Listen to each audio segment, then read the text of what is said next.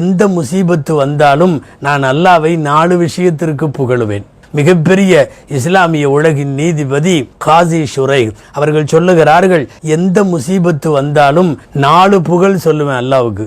முதல் புகழ் என்ன தெரியுமா? இதை விட பெரிய முசீபத்து எனக்கு வரல. 2வது அல்லாவை நான் புகழ்றது எது தெரியுமா?